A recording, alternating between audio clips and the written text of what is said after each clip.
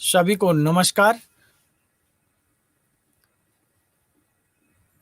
मैं डॉक्टर विवेकनाथ त्रिपाठी इग्नू के इस लाइव कार्यक्रम में आप सभी का स्वागत करता हूं। आज की इस परिचर्चा में हम लोग आपके पाठ्यक्रम BSEC 133 के अंतर्गत आकलन में सूचना एवं संप्रेषण तकनीकी के उपकरणों का प्रयोग, उनकी भूमिका और आकलन की उभरती जो प्रवृत्तियां हैं, जो विभिन्न नीतियां, आयोग, उनमें जो आकलन पे चिंता व्यक्त की गई है, उसके बारे में चर्चा करेंगे।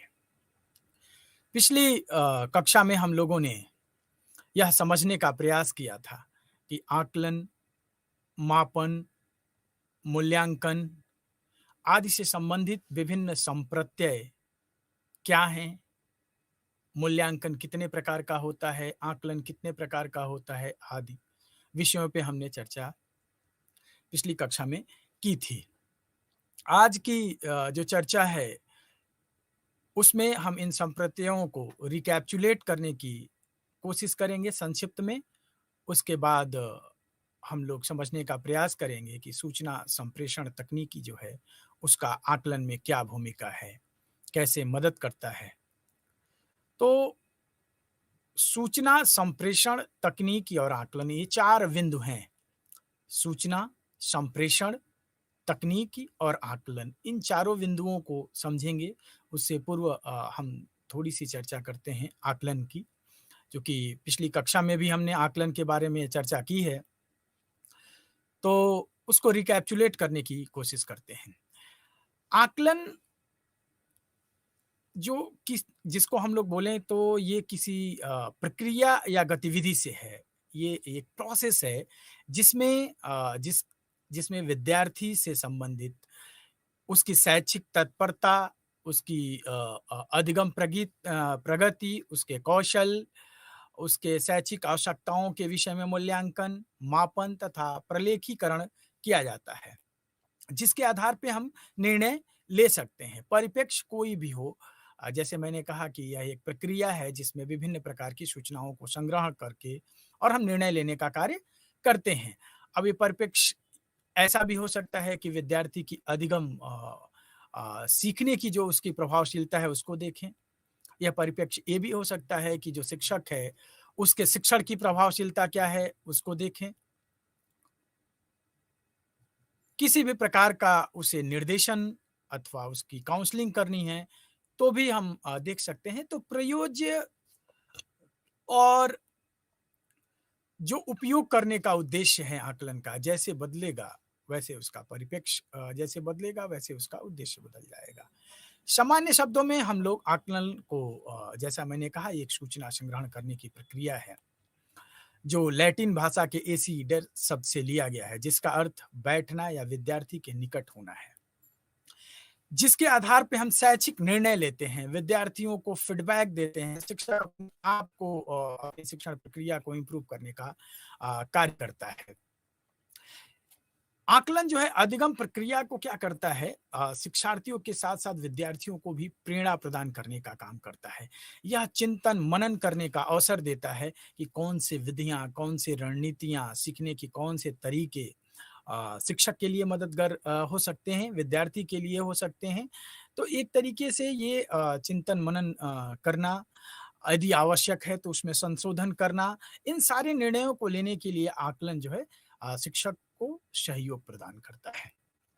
इसके विभिन्न लाभ हैं, विभिन्न प्रविधियां हैं जिसकी चर्चा हम लोगों ने पिछली कक्षा में की थी। असेसमेंट को जब हम लोग कहते हैं, it's a process of gathering information, collecting information, है ना, किसी पर्टिकुलर ऑब्जेक्ट के प्रति किसी सूचनाओं का संग्रह करना जो है वो आकलन के अंतर्गत आता है। तो जितने भी पॉसिबल डाटा हैं उनको एकत्रित करना, उनका विश्लेषण करना और उनके आधार पे एक जजमेंट लेना जो कि वो इम्प्रूव कर सके अधिगम को, इम्प्रूव कर सके शिक्षण को। तो ये निर्भर करता है कि उस आकलन का उद्देश्य क्या है, किस तरीके के आंकड़े हमें चाहिए। उस प्रकार के आंकड़ों के लिए उस तरह की चयन विधि का, उस तरह के आकलन की प्रविधि का प्रयोग करके आकलन करने का कार्य किया जाता है। पिछली कक्षा में हमने मेज़रमेंट से भी संबंधित बात की, जिसका मैंने कहा कि ये निश्चित नियमों के अनुसार अंक प्रदान करने की प्रक्रिया जो है मापन कहलाती है। प्रोसेस ऑफ क्वांटिफिकेशन किसी भी सब्जेक्ट के अंदर जो एट्रिब्यूट है उसको उसको मात्रीकरण करने का कार्य, उसको क्वांटिफ़ाई करने का कार्य हम मापन के अंतर्गत करते हैं। और इवैल्यूएशन जो है एक तरीके से काइंड ऑफ डिसीजन जजमेंट वो और सब्जेक्ट जिसका मैंने बहुत सारे उदाहरणों के माध्यम से पिछली कक्षा में आपसे चर्चा की थी कि ये हाउ गुड की बात करता है। जैसे मैंने उदाहरण दिया था कि एक विद्यार्थी किसी मान लीजिए किसी परीक्षण में उसके 40 प्राप्तांक हैं, तो कक्षा में वो किस स्थिति पे है, कितना अच्छा है, यह मूल्यांकन का विषय होता है। इसी तरीके से विभिन्न प्रकार के हमने टाइप्स असेसमेंट के पढ़े थे, assessment of learning, assessment for learning, assessment as learning. Assessment of learning summative evaluation की तरफ बात करता है, व्हाट हैज़ बीन लर्न, विद्यार्थियों ने क्या सीख रखा है। असेसमेंट फॉर लर्निंग जो है फॉर्मेटिव ऑनगोइंग असेसमेंट की बात करता है। असेसमेंट एज लर्निंग जो है सेल्फ रेगुलेटिंग लर्निंग की बात करता है। तो इस तरीके से हम विभिन्न प्रकार के जो आकलन से संबंधित संप्रत्यय थे उनका हमने पिछली कक्षा में चर्चा किया। अब ये सारे जो है फॉर्मेटिव असेसमेंट, समेटिव असेसमेंट, इनका सूचना एवं संप्रेषण तकनीकी में किन उपकरणों के द्वारा इस तरह के इस प्रकृति का हम आकलन कर पाएँगे, कैसे प्रयोग करते हैं, इसके बारे में आज हम लोग अध्ययन करेंगे, इसके बारे में हम लोग चर्चा करेंगे। हम सब जानते हैं कि सूचना एवं संप्रेषण तकनीकी ऐसी प्रौद्योगिकी है, ऐसी तकनीकी है जिसके अंतर्गत हम कह सकते हैं कि विभिन्न प्रकार की सूचनाओं का संग्रहण, कलेक्शन ऑफ इन्फॉर्मेशन, फिर उनका प्रसारण, भंडारण, निर्माण, साझाकरण, आदान-प्रदान हेतु प्रयुक्त विभिन्न प्रकार के उपकरणों, संसाधनों के माध्यम से प्रयोग किया जाता है। इसमें विद्यार्थियों की अधिगम प्रक्रिया को उच्च चिंतन कौशल जैसे अनुमान, विश्लेषण, संश्लेषण, पूर्वानुमान, तुलना, मूल्यांकन, ग्रहण करने की अपेक्षा विभिन्न रणनीतियों के माध्यम से की जाती है। आज बदलते परिदृश्य में अगर हम देखें, तो सूचना एवं संप्रेषण तकनीकी पहले भी थी और आज भी है। पहले जो सूचना और संप्रेषण तकनीकी के रूप में जिन हम उपकरणों का प्रयोग करते थे, उसमें प्रिंट जो उपकरण हैं, जैसे किताबें हैं, लर्निंग मटेरियल हैं, उनका प्रयोग अधिकतर होता था। लेकिन वैश्वीकरण और एसडीजी सस्टेनेबल डेवलपमेंट गोल और 21st सेंचुरी ने जो हमारे आकलन की प्रवृत्ति है, उसमें एक बहुत बड़ा पैराडाइम शिफ्ट करने का कार्य किया। नए-नए जो तकनीकी के क्षेत्र में इनोवेशन हो रहे हैं, उनका आकलन में कैसे प्रयोग करते हैं हम लोग, उसका। तो कहने का तात्पर्य सूचना एवं संप्रेषण तकनीकी से अभिप्राय ऐसे औजारों, ऐसे उपकरणों के प्रयोग से एक ऐसी तकनीक सी है जो सूचना के संग्रहण, भंडारण, पुनः प्रस्तुतिकरण, उपयोग, स्थानांतरण, संश्लेषण, विश्लेषण एवं आत्मसातीकरण आदि के विश्वसनीय एवं संपादन में सहायक सिद्ध होते हैं। तो इसका मतलब है कि ऐसे सूचना संप्रेषण तकनीकी के ऐसे उपकरण जिसमें हम सूचनाओं को एकत्रित करें, उनका विश्लेषण करें, जरूरत हो तो उनको पुनः प्रसारित करें और उसके आधार पे हम अधिगम के साथ-साथ आकलन में उनकी मदद लें, उनका सहयोग लें। इसीलिए यह जो इकाई है, सूचना एवं संप्रेषण तकनीकी का आकलन में भूमिका, इस शीर्षक को निर्धारित करती है। तो इस प्रकार से हमने सूचना एवं संप्रेषण तकनीकी क्या है, इसको समझने का प्रयास किया। मैंने कहा कि सूचना एवं संप्रेषण तकनीकी में ऐसे उपकरणों, ऐसे औजारों को एकत्रित करने का कार्य किया जाता है, उनको विश्लेषित करने का कार्य किया जाता है, जिससे हम किसी भी सूचना को एक व्यक्ति से दूसरे व्यक्ति तक फिर संप्रेषण जो दूसरा बिंदु है, संप्रेषण की प्रक्रिया तब तक पूरी नहीं होती जब तक कि फीडबैक नहीं प्राप्त हो जाता। तो इस तरीके से हम सूचना एवं संप्रेषण तकनीकी का प्रयोग अधिगम में करते आ रहे हैं।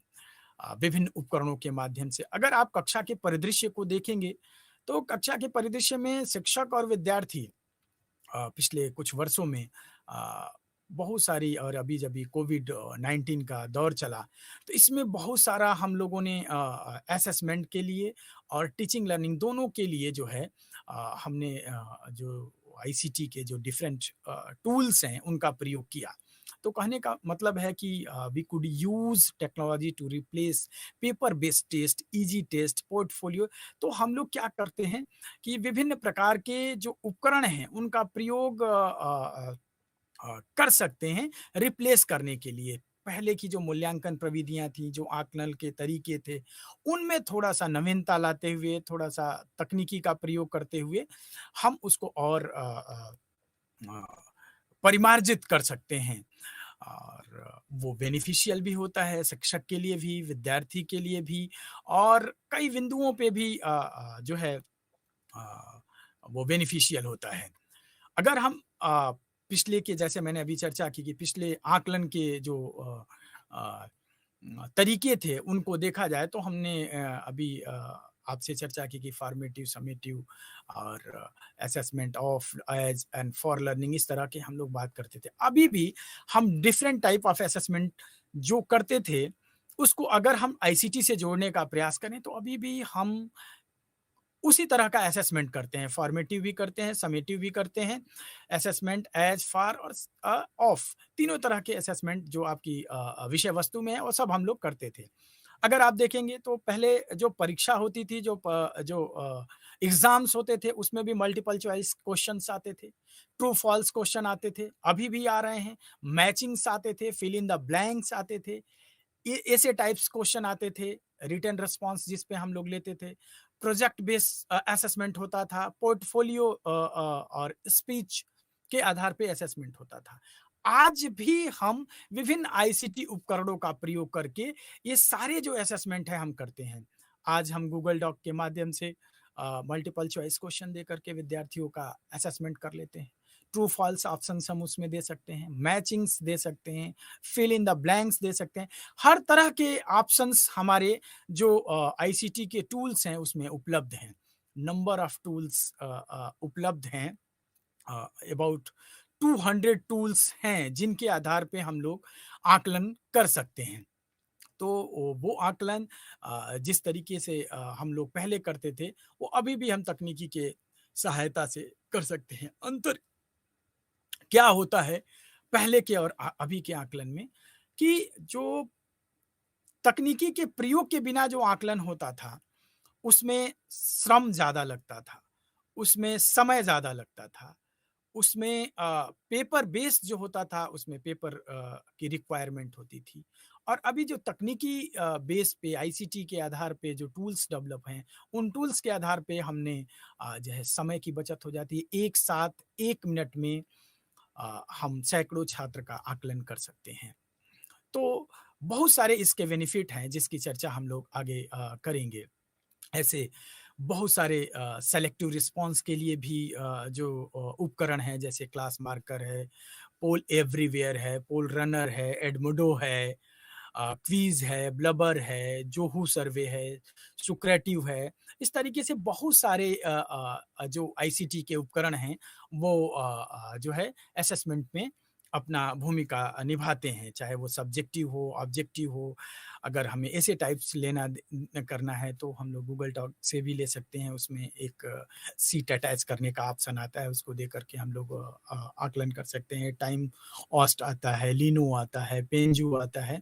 तो बहुत सारे ऐसे उपकरण हैं जिनका हम लोग प्रयोग करके आकलन में उसकी भूमिका कर सकते हैं। ऐसे ही परफॉर्मेंस बेस्ड जब हमें असेसमेंट करना है तो स्क्रीन रीडर, ग्लिफी, कार्कबोर्ड, ऑडियोसिटी, गूगल वॉइस इस तरीके से हम परफॉर्मेंस बेस्ड असेसमेंट भी आईसीटी के उपकरणों का प्रयोग करके कर सकते हैं। आईसीटी बेसिकली कहा जाए कि it's allow to wide range of information in various formats. मतलब इंफॉर्मेशन एंड कम्युनिकेशन टेक्नोलॉजी एक विशेष, मतलब एक जो सूचना है, सूचनाओं का जो बहुत बड़ा वाइड विस्तार है, उन सूचनाओं को विभिन्न फॉर्मेट में विद्यार्थियों तक पहुंचाने का कार्य करती है और विभिन्न उपकरणों के माध्यम से क्लासरूम तक जाने का कार्य करती है। और उन सारे उपकरणों का प्रयोग करके सूचना देने के साथ-साथ हम विभिन्न प्रकार के परीक्षण कंडक्ट कर सकते हैं। उन परीक्षणों के आधार पे स्कोरिंग कर सकते हैं। उन स्कोरिंग को परिणामों में बदल सकते हैं। टीचर्स को उसके परिणामों को फैसिलिटेट कर सकते हैं और उस फैसिलिटेशन के आधार पे शिक्षक विद्यार्थियों के लर्निंग आउटकम को मॉनिटर कर सकता है। तो कहने का मतलब ये है कि जो सूचना एवं संप्रेषण तकनीकी है, उसने अब कक्षा में शिक्षण तक ही नहीं बल्कि आकलन तक अपना प्रभाव जमा लिया है, प्रभाव स्थापित कर लिया है। और एक ये पूरा जो संसार है वो सूचनाओं से भरा हुआ है। उन सूचनाओं को किस फॉर्मेट में विद्यार्थियों तक लेकर के जाना है और उन सूचनाओं के द्वारा जो सूचनाएँ विद्यार्थियों को दी जा रही हैं, उन सूचनाओं को विभिन्न उपकरण जिसकी मैंने अभी चर्चा की, उनका प्रयोग करके कैसे आकलन किया जाए और उस आकलन के आधार पे शिक्षक विद्यार्थियों के अधिगम उत्पाद लर्निंग आउटकम को कैसे मॉनिटर करे और अपनी शिक्षण अधिगम प्रभावशीलता को कैसे करे, यह भी कार्य हम आईसीटी उपकरणों का असेसमेंट में प्रयोग करके कर सकते हैं। इस तरीके से जैसे मैंने अभी कहा कि विभिन्न प्रकार के ओरल टेस्ट, ओरल क्वेश्चनएयर हम लोग बना सकते हैं। विभिन्न जो उपकरण हैं, उन उपकरणों पे मैंने कहा माइक्रोसॉफ्ट है, आपका ज़ूम है, आपका गूगल डॉक है, विभिन्न सोशल नेटवर्किंग साइट्स हैं जिनके द्वारा ब्लॉग हैं, उनका प्रयोग करके विभिन्न test, examination, exercise, homework, debate, discussion, ये there is a number of forms जहाँ पे हम असेसमेंट कर सकते हैं। टेस्ट लेना है तो भी हम किसी न किसी उपकरण का प्रयोग करके टेस्ट ले सकते हैं। इट्स डिपेंड करता है कि किस प्रकार का हम परीक्षण करना चाहते हैं। सब्जेक्टिव करना चाहते हैं या ऑब्जेक्टिव। अगर सब्जेक्टिव करना चाहते हैं तो उसके लिए अलग उपकरण है, ऑब्जेक्टिव करना चाहते हैं तो उसके लिए अलग उपकरण है। एक्सरसाइज़ है, होमवर्क है, होमवर्क के लिए अभी जब कोविड के दौरान था तो मैं देखता था कि छोटे-छोटे बच्चे जो हैं, जो कक्षा 1 एलकेजी, यूकेजी, उनको भी ऑनलाइन कैसे असेसमेंट किया जाता था। माइक्रोसॉफ्ट का एक डॉक्स है, गूगल डॉक्स है, उस तरह से फाइल बना दी जाती थी और बना कर के बच्चों को जो है सेंड किया जाता था और उस पे विभिन्न तरह के क्वेश्चन्स होते थे कि identify the colours, identify the animals, identify the different type of pets. तो इस तरीके से विभिन्न प्रकार के प्रश्न पूछ करके multiple choice, fill in the blanks, objective types वो आकलन करते थे। तो इस तरीके से हम लोग कह सकते हैं अदर प्रकार से भी हम जो आईसीटी के टूल्स हैं उनका उपयोग कर सकते हैं।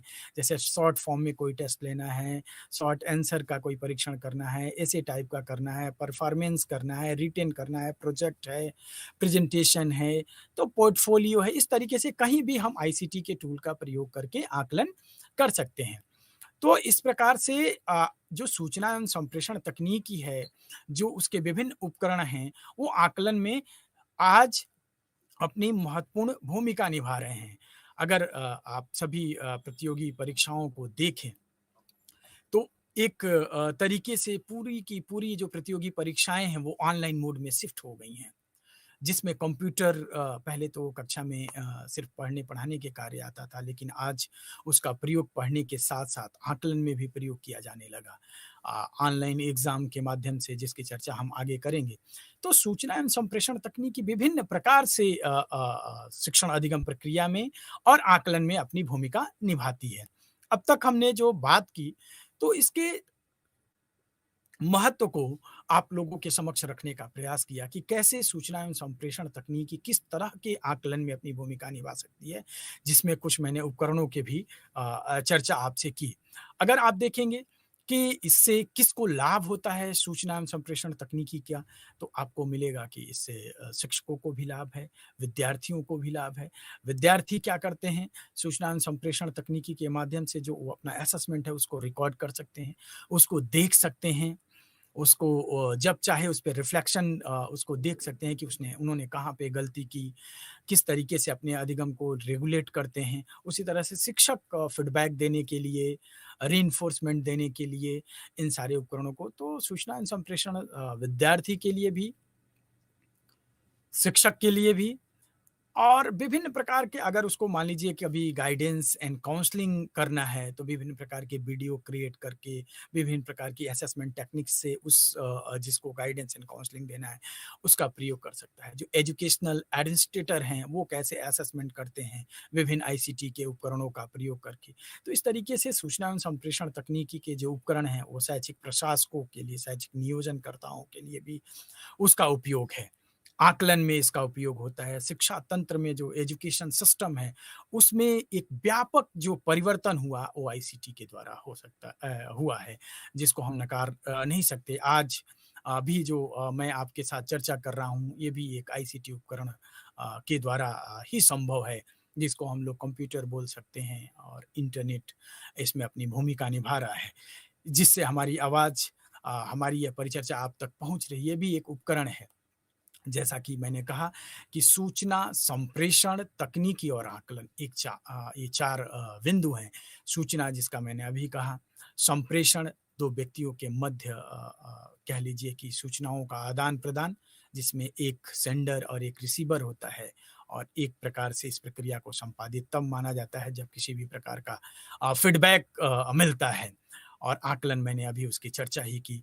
तो ये विभिन्न प्रकार से शिक्षण अधिगम प्रक्रिया में मदद करता है। हम सभी जानते हैं इस बात को कि वर्षों से शिक्षा के क्षेत्र में कक्ष में हम कंप्यूटर का प्रयोग करते आ रहे हैं।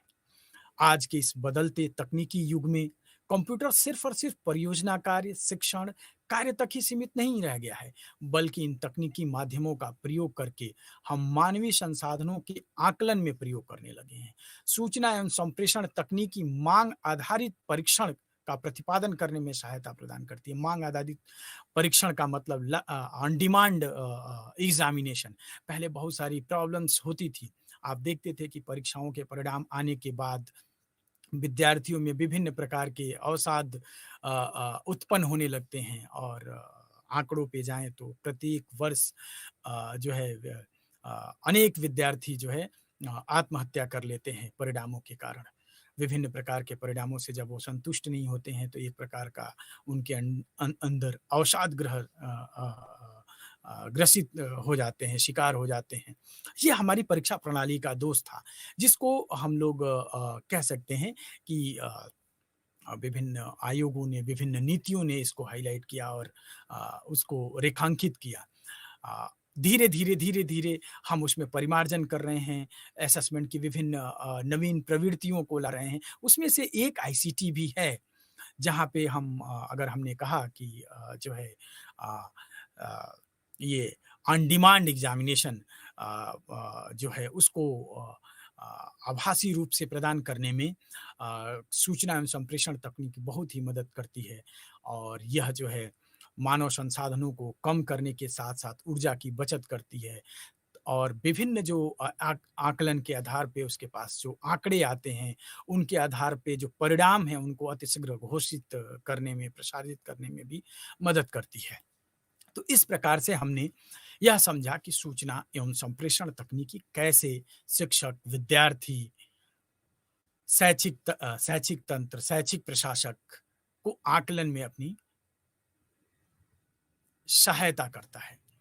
उसके उपकरण कैसे उनकी मदद करते हैं, ताकि वो समय पे परीक्षा करा सकें, समय पे उस परीक्षा का परिणाम निकाल सकें और ऊर्जा बचत कर सकें, जिसको हम बोल सकते हैं मितव्ययी भी है विभिन्न रूपों में।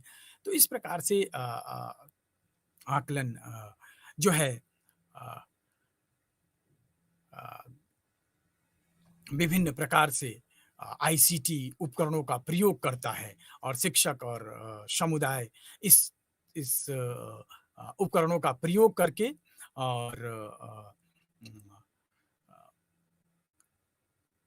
समय पर एग्ज़ाम, समय पर परिणाम और विद्यार्थी के दृष्टिकोण से उनकी स्पेस पर, उनकी आवश्यकता के अनुसार परीक्षा और आकलन की प्रविधियों में परिवर्तन करने का कार्य जो है आईसीटी के माध्यम से आज के इस युग में होने लगा है।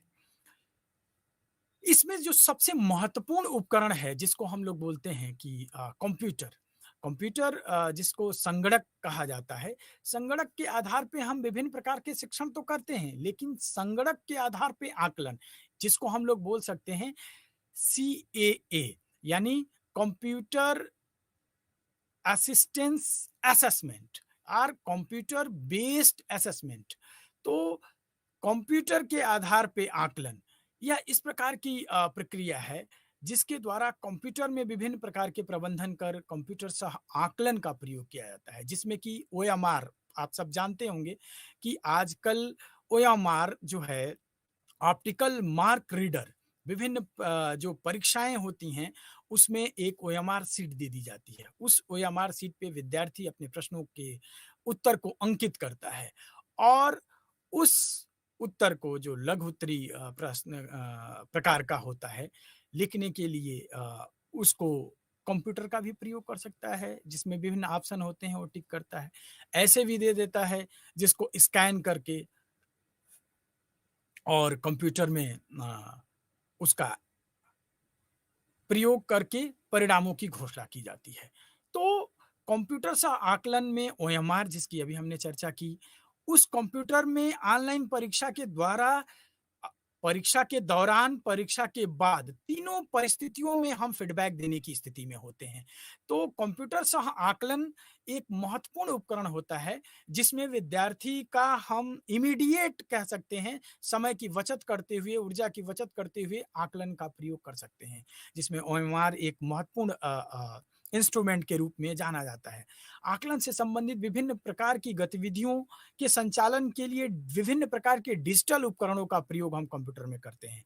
जैसे लैपटॉप है, टैबलेट है, यहाँ तक कि स्मार्टफ़ोन के माध्यम से भी हम कंप्यूटर आधारित आकलन की विभिन्न गतिविधियाँ हैं, उनका प्रयोग करने लगे हैं।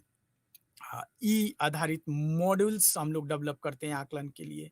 ऐसे ऑटोमेटिक मॉडल्स डेवलप हैं, ऑनलाइन संचालित होते हैं, जिसमें विद्यार्थी खुद अपना परीक्षण करता है और परीक्षण करके अपनी क्या स्थिति है इसका आकलन करता है। वो आप सभी विद्यार्थी हैं, आप जानते हैं विभिन्न प्रकार की जो प्रतियोगी परीक्षाएँ होती हैं, जो ऑनलाइन कोचिंग सेंटर्स चल रहे हैं, वो विभिन्न प्रकार के ऑनलाइन उपकरणों का ही प्रयोग करते हैं, जिसमें मॉक टेस्ट हम लोग बोलते हैं। विद्यार्थी कंप्यूटर पर बैठ करके मॉक टेस्ट देता है, देखता है कि उस परीक्षण में उसकी क्या स्थिति है। तो ये एक तरीके का ऑनगोइंग कह सकते हैं, एक तरीके का हम लोग असेसमेंट का प्रकार जिसको हमने अभी अध्ययन किया, वो बोल सकते हैं। तो विभिन्न उपकरण, जिसमें हमने अभी एक उपकरण की चर्चा की, कंप्यूटर। कंप्यूटर का प्रयोग करके कैसे विद्यार्थी डिजिटल फॉर्म में उसका हम लोग आकलन करते हैं। उसी तरीके से दूसरा जो होता है वेब आधारित आकलन। वेब आधारित आकलन जो है डिजिटल प्रौद्योगिकी का उपयोग आकलन के नियोजन और वितरण, संचालन, अंकन और रिपोर्टिंग के लिए किया जाता है। इससे संबंधित आंकड़ों को हस्तांतरण किया जाता है। कई शैक्षिक संस्थान वर्तमान में मूल्यांकन पद्धति में सतत और सत्रांत दोनों मूल्यांकन के लिए वेब आधारित आकलन प्रक्रिया का पालन करते हैं, जिसमें वस्तुनिष्ठ के साथ साथ विषयनिष्ठ परीक्षणों जिनका उपयोग करके वो संकलनात्मक, जिसको हम लोग समेटिव इवैल्यूएशन भी बोल सकते हैं, का प्रयोग कर सकते हैं ऑनलाइन के माध्यम से। तो वेब आधारित आकलन भी आज के इस दौर में प्रयोग होने लगा है। और विषयनिष्ठ जो हैं उपकरण, वस्तुनिष्ठ जो उपकरण हैं, अब वस्तुनिष्ठ जो विषय हैं, जैसे ऑब्जेक्टिव टाइप के जो कंटेंट हैं, उसके लिए किस तरह के उपकरण का प्रयोग किया जाता है। तो अगर हम लोग देखें तो आकलन में विभिन्न रूप से कंप्यूटर का प्रयोग सीबीए हम लोग करते हैं, डिजिटल तकनीकी के रूप में माना जा सकता है, जो जो आकलन के परिणामों को एकत्रित, संशोधित और रिपोर्टिंग करता है।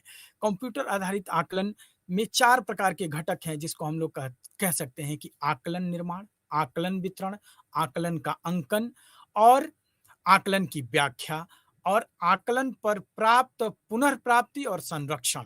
तो इस तरीके से ऑनलाइन आकलन बनाना और वितरित करना, जिसको रोगो नामक ई आकलन प्रबंधन प्रणाली को विकसित किया गया। ई आकलन स्वचालित जो कार्यों के द्वारा आकलन प्रक्रिया को अधिक कुशल बनाने हेतु कंप्यूटर और सूचना प्रौद्योगिकी का प्रयोग करता है, जिसमें हम लोग टेक्स्ट बॉक्स, मैट्रिक्स आदि का प्रयोग करते हैं। विभिन्न प्रकार के वस्तुनिष्ठ प्रश्नों का प्रयोग हम इन उपकरणों के माध्यम से करते हैं। इसी तरह से प्रौद्योगिकी ने विषयनिष्ठ जो परीक्षण हैं, उनको ऑनलाइन संचालित करने का कार्य किया और उसको ऑनलाइन संभव भी बनाया। यह एक जैसे निबंध लिखना है, तो आप ऑनलाइन के उपकरण में किसी भी प्रकार का आप चाहें तो जो टूल्स हैं उनका प्रयोग कर सकते हैं। आप अभी जो सोशल साइट्स हैं उनका भी प्रयोग करके एक पेज में 100 वर्ड्स में लिखना है, एक गूगल डॉक आपने जनरेट किया और एक रिक्वेस्ट की कि students are requested to write 100 words on any kind of topics, किसी भी प्रकार के टॉपिक्स पे, और वो सबमिट करते हैं। और उसका फ़ायदा ये होता है कि आप देखते हैं कि विद इन स्टिपुलेटेड टाइम जो आपने समय दिया, उस समय में समस्त प्रकार जो समस्त विद्यार्थी हैं उनकी प्रतिक्रिया आपके पास आ जाती है और उस प्रतिक्रिया के आधार पे आप चाहें तो उनको तुरंत एक-एक, वन बाय वन रिस्पॉन्स दे सकते हैं, एक साथ उनको फीडबैक दे सकते हैं। अब उसको कैसे देंगे, अ अ, कैसे ये शिक्षक के निर्भर करता है। तो इस तरीके से विषयनिष्ठ जो परीक्षण हैं, उनको भी हम लोग वेब आधारित बनाने का कार्य कर रहे हैं और ऑनलाइन माध्यम से करने का कार्य करते हैं। क्विज़ है। आज विभिन्न प्रकार की जो क्वेश्चनर हैं, जो प्रश्नोत्तरी है, उस क्विज़ को भी हम लोग ऑनलाइन के माध्यम से आकलन करने का प्रयास करते हैं। विभिन्न मॉड्यूल्स जो हैं विभिन्न परीक्षाओं के अंत में जब हम कोई ऑनलाइन कोर्स चला रहे हैं, तो हम क्विज़ के माध्यम से असेसमेंट कर लेते हैं विद्यार्थी का। उससे उनकी जाँच करते हैं कि उन्होंने कहाँ तक सीखा है। यह भी क्विज़ के माध्यम से हमें पता चल जाता है। ई-परीक्षाएँ जिसको हम लोग कह सकते हैं। तो अंतर अंकन विभिन्न प्रकार के अ अ अ, उपकरणों का प्रयोग करके हम क्विज़ को भी संपादित कर सकते हैं। प्रत्येक उपकरण की अपनी विश्वसनीयता और वैधता होती है। निश्चित रूप से ऑनलाइन जो उपकरण हैं उनके कुछ एडवांटेज हैं, कुछ डिसएडवांटेज हैं, उनकी कुछ रिलायबिलिटी और वैलिडिटी का प्रश्न उठता है। लेकिन हम इन विभिन्न उपकरणों का प्रयोग करके आकलन करते हैं। उसमें से एक संवाद संरचना विश्लेषण जिसको हम लोग डिस्कोर्स स्ट्रक्चर एनालिसिस के नाम से जानते हैं। यह लिखित बोलने और सांकेतिक भाषा के उपयोग से संबंधित किसी भी घटना के विश्लेषण को संदर्भित करता है। यह व्याख्या करने का प्रयास करता है कि लेखक या वक्ता एक सामाजिक संदर्भ में क्या संचारित करता है, क्या संचारित करना चाहता है। संवाद संरचना विश्लेषण में सांकेतिक शब्द और संरचनाएँ पहचानी जाती हैं। कंप्यूटर आधारित संवाद विश्लेषण भी किया जा सकता है। संक्षेप में अगर हम लोग इसको प्रयोग करना चाहें तो हम कह सकते हैं कि मान लीजिए किसी विषय पर निबंध लिखने के लिए, किसी विषय पर विश्वास व्यक्त करने के लिए विश्वास शब्दों के रूप में माने जाते हैं।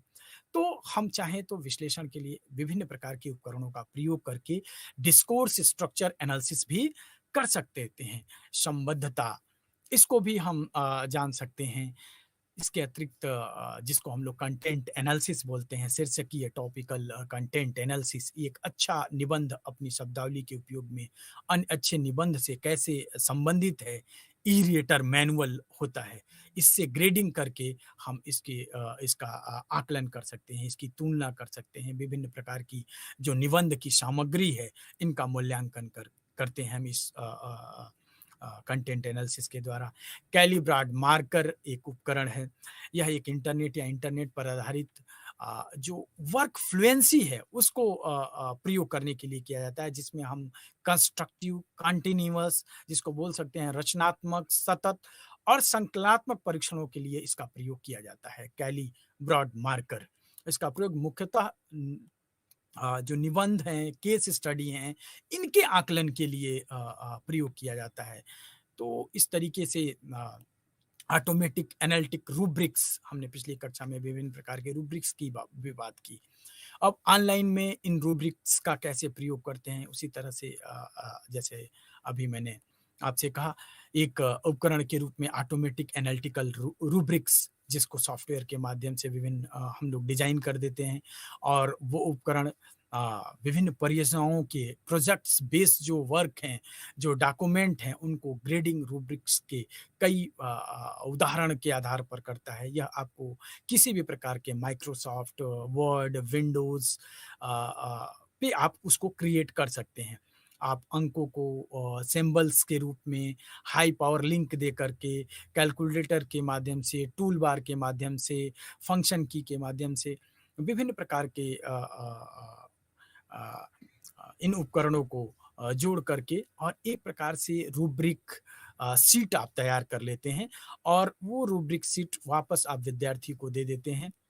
वो खुद उस पूरे जो डॉक्यूमेंट जो उस पोर्टल्स पे अवेलेबल है उसको स्टडी करता है, उसको देखता है और अ, उसके आधार पे ऑटोमेटिक अपना एनालिसिस करता है, चूँकि रूब्रिक पहले से सेट होता है, उसके आधार पे उसको उसके परीक्षा परिणामों को उससे वो अवगत हो जाता है, जहाँ पे शिक्षक की भूमिका बनाने तक ही रहती है।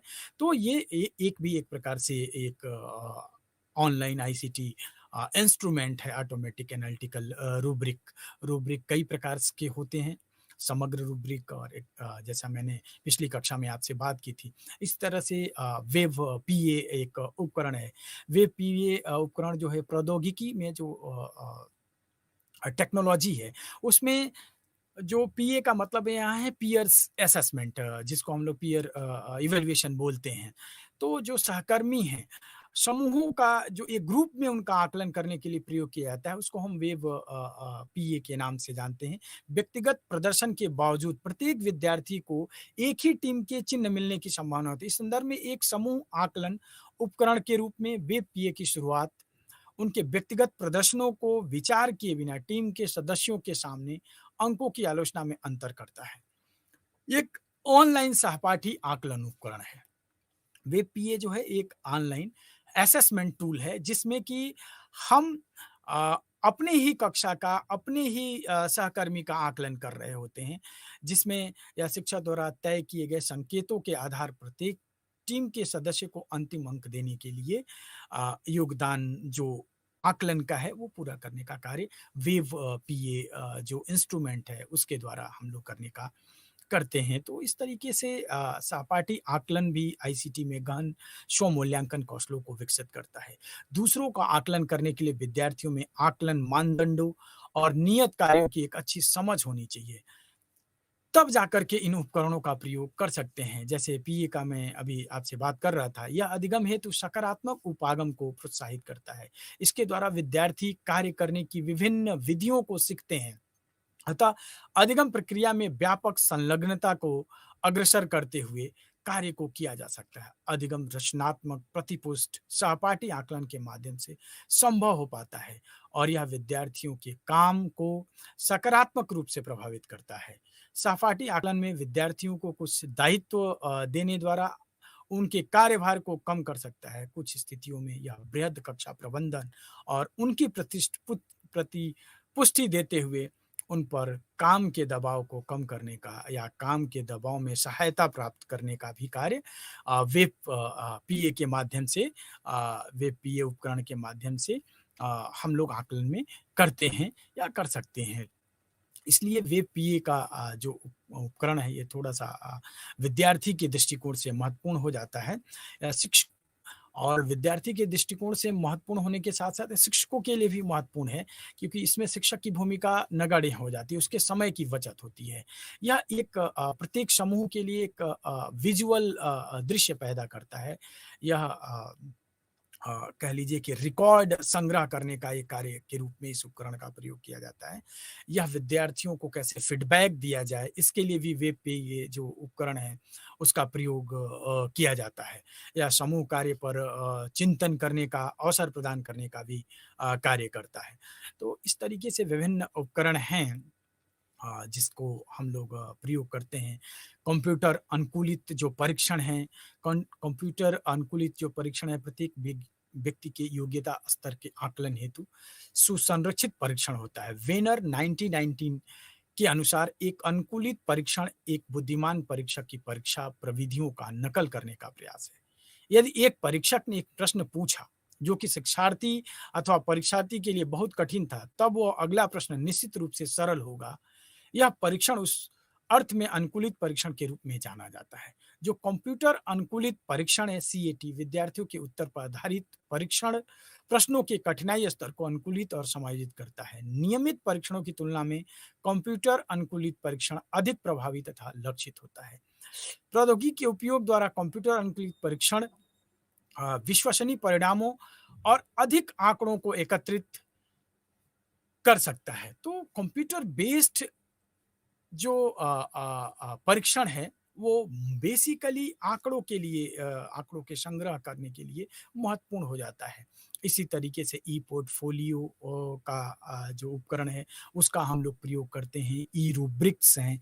ई पोर्टफोलियो शुरू में 90 के दशक में इसका प्रचलन शुरू हुआ। मैकलिन ने इसको प्रक्रिया और कहा जाए कि एक कंस्ट्रक्टिव जो हमारी सृजनशीलता है, जो कलाकृति है, उससे संबंधित जो हमारी स्किल है उसको संग्रह करने के रूप में ई पोर्टफोलियो को देखा।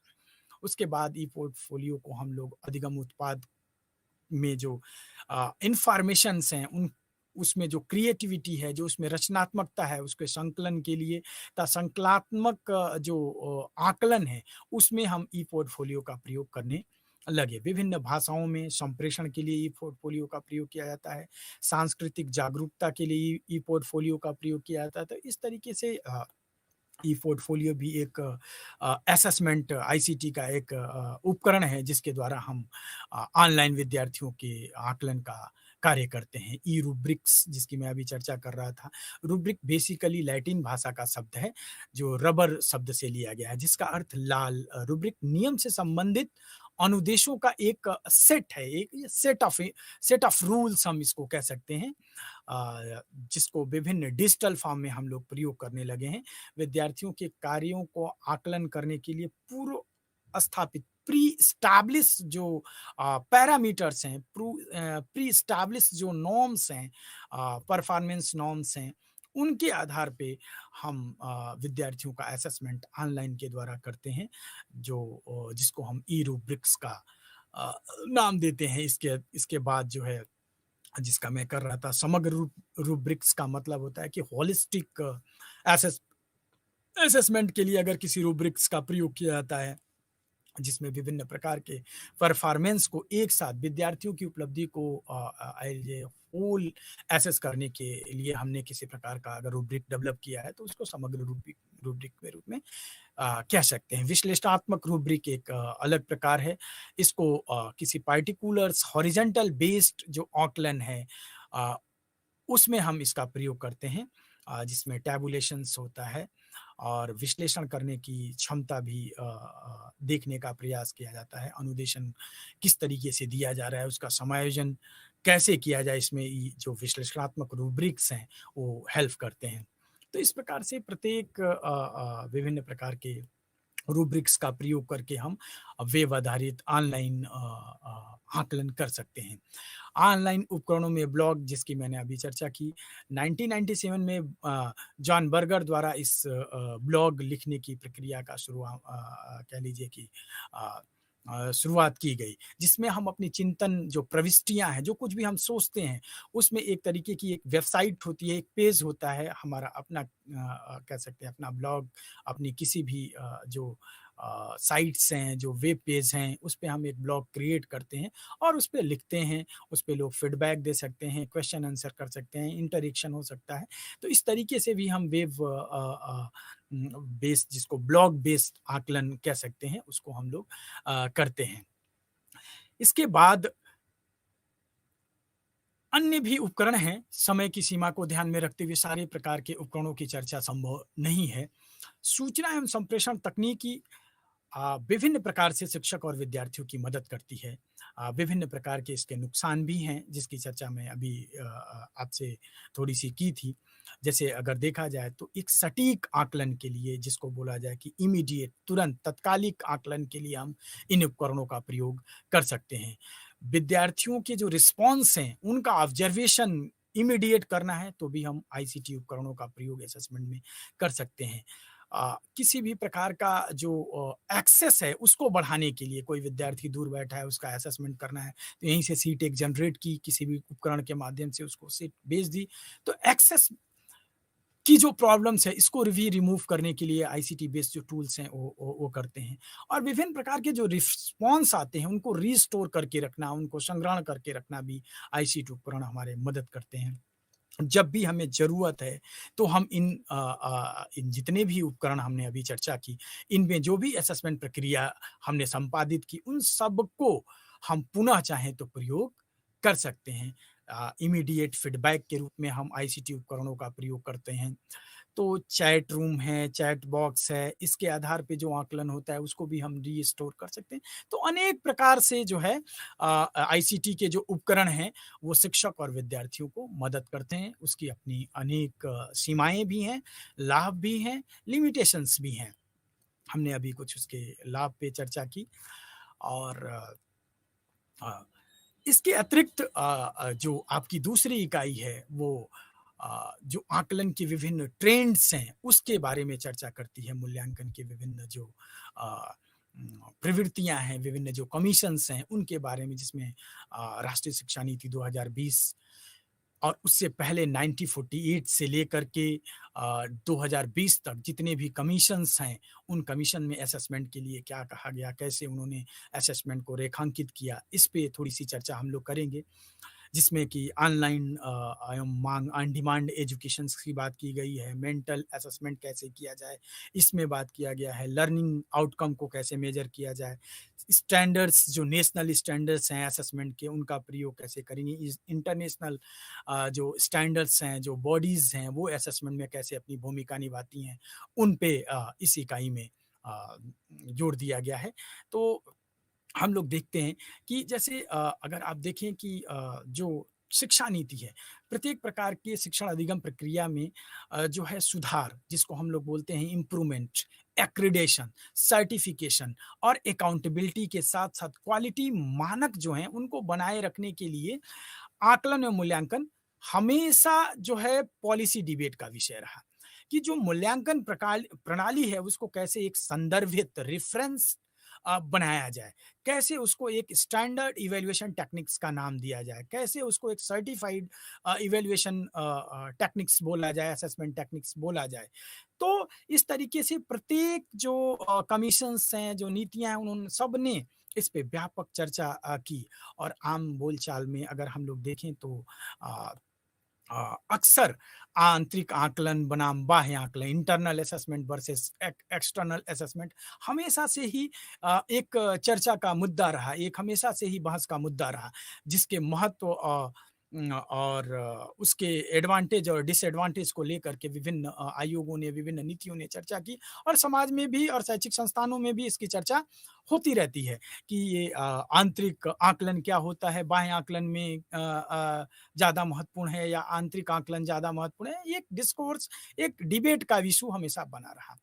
मुदालियर आयोग जो है से पहले जब 1948 में राधाकृष्णन आयोग जब अपना रिकमेंडेशन दे रहा था, तो उसने कहा कि अगर मुझे एक कोई रिकमेंडेशन, कोई एक सजेशंस देना है, तो मैं कह सकता हूँ कि विश्वविद्यालय शिक्षा में एक ही सुधार का सुझाव देना है और वो है कि परीक्षा, एग्जामिनेशन रिफॉर्म।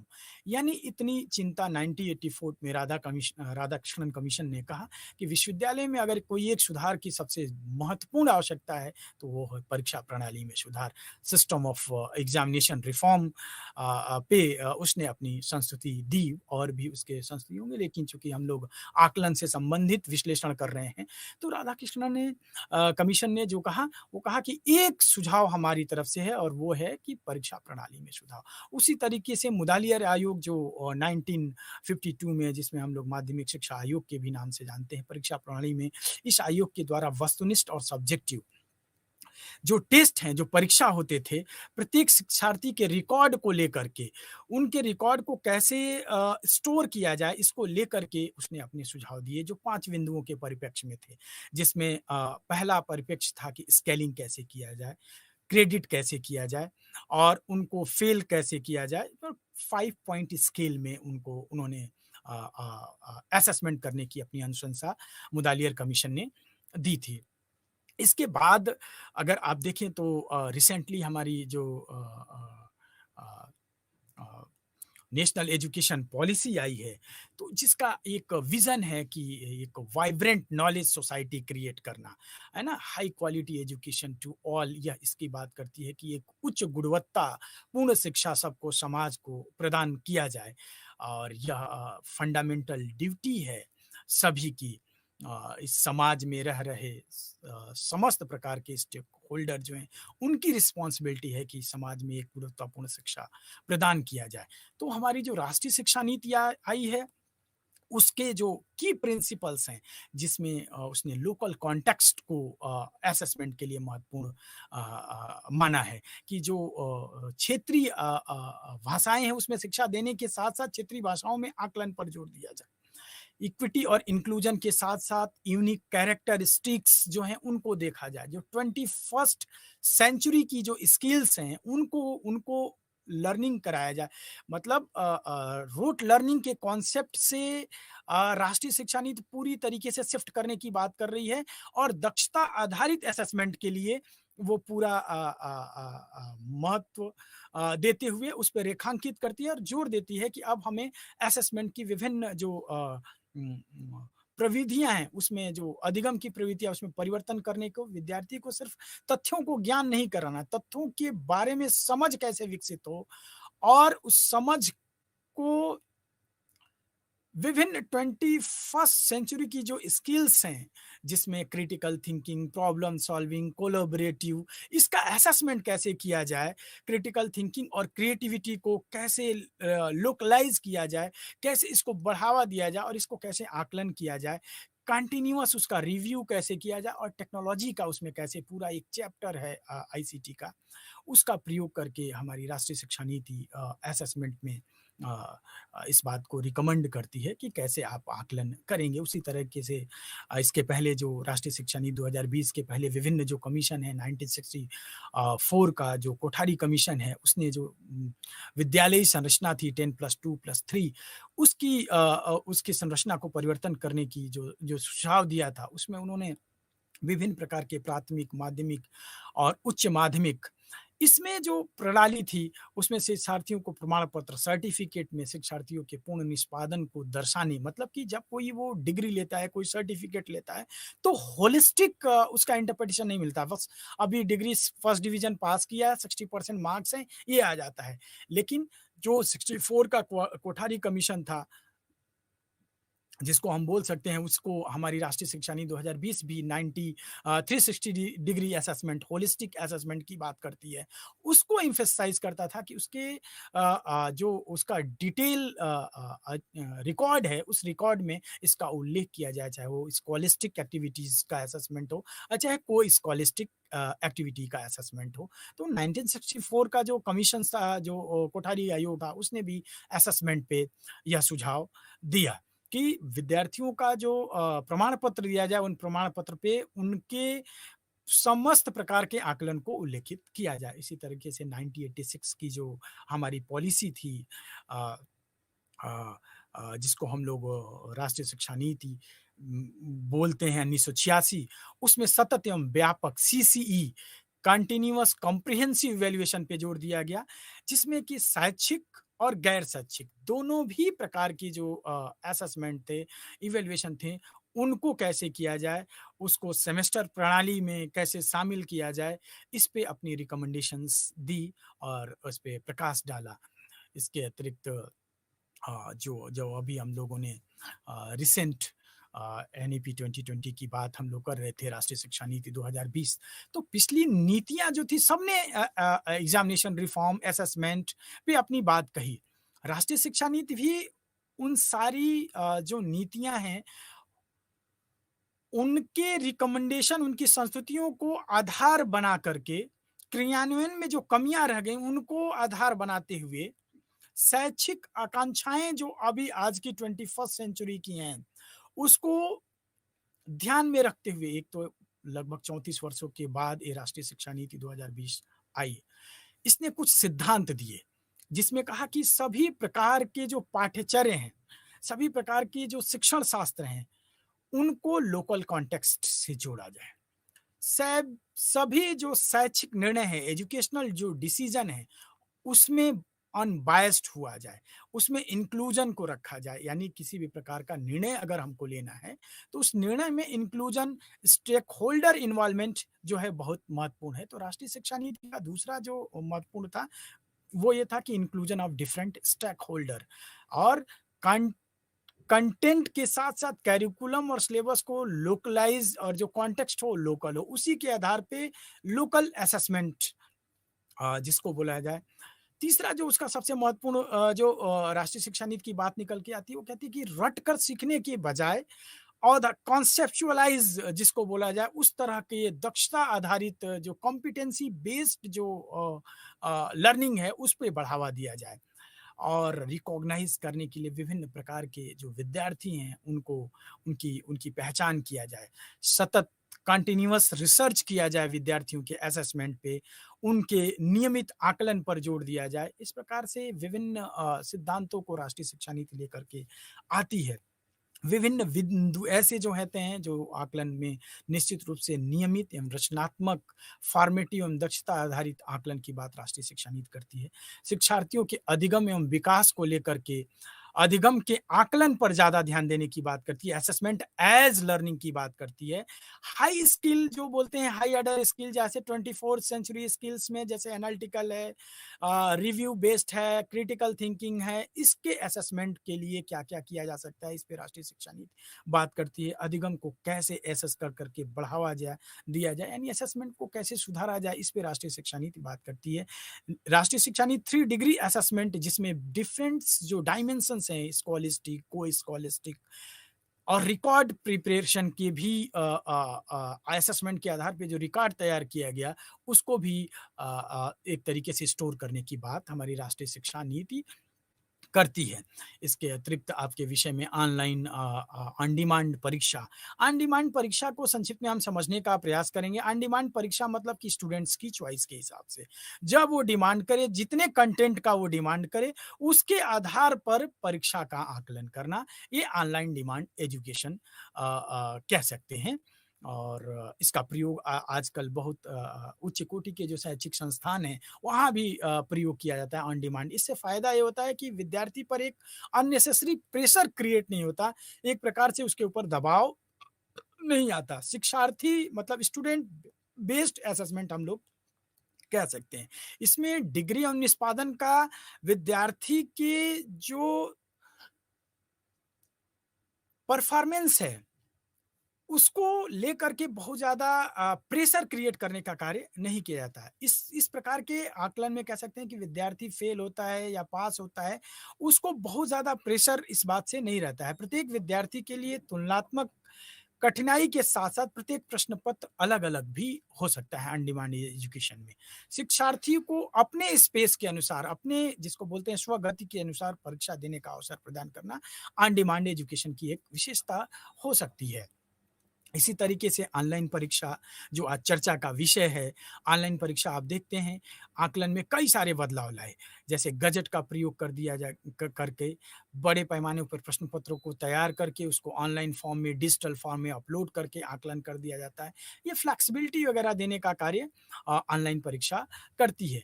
उसी तरीके से ये विभिन्न उपकरण जिसकी अभी हमने, और विभिन्न जो नीतियाँ, जो कमीशंस, जो आयोग थे जिनकी चर्चा हम लोगों ने की।